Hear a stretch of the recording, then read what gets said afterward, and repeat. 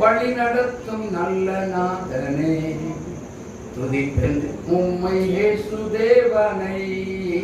வழி நடத்தும் நல்ல நாதனே, துதிப்பேன் உம்மை இயேசு தேவனை. உன் கிருபைகளால் என் வழிகளில், உன் கிருபைகளால் என் வழிகளில் கூட்டாளியாய் மாறும் பிராணநேசரே, கூட்டாளியாய் மாறும் பிராணநேசரே, வழி நடத்தும் நல்ல நாதனே, துதிப்பேன் உம்மை இயேசு தேவனே. வழி நடத்தும் நல்ல நாதனே, துதிப்பேன் உம்மை இயேசு தேவனே. அல்லேலூயா. அவன் வழி நடத்த ஆண்டவரே எனக்கு பாதையும் தெரியாது, வழியும் ஆண்டவர் சொல்றாரு, எப்பா நானே உனக்கு வழியாக இருக்கிறேன்.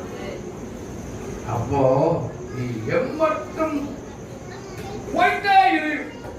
நீ கால் மிதித்த தேசத்தெல்லாம் நான் உனக்கு சுதந்திரமா கொடுக்கிறேன், நான் உனக்கு சுதந்திரமா கொடுக்கிறேன், நான் உன்னை ஆசீர்வதிக்கிறேன்.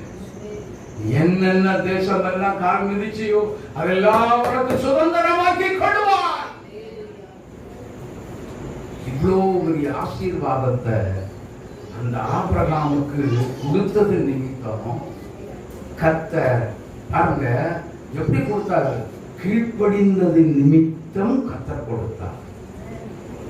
அப்படிதானா? மனவாட்டி என்ன செய்யணும்? என்ன செய்யணும்? சத்தமா சொல்லுங்க. அப்படி கீழ்ப்படியாத பட்சத்துல ஒரு துளியேனும் ஆசீர்வாதத்தை நாம் பெற்றுக்கொள்வது முடியாத ஒரு காரியம். அல்லேலூயா. அதுல நீங்க தேவனுடைய சமூகத்தில் எதிரே பார்க்காதீங்க. அப்படி கீழ்ப்படிந்தவர்களுக்கு ஒரு இன்னொரு ஆசீர்வாதத்தை கர்த்தர் வைத்திருக்கிறார். கீழ்ப்படிகிறது தான் கர்த்தருடைய வருகைக்கு ஆயத்தமா இருக்கக்கூடிய மனவாட்டி. ஆமென். இப்ப படிங்க வெளிப்படுத்தல்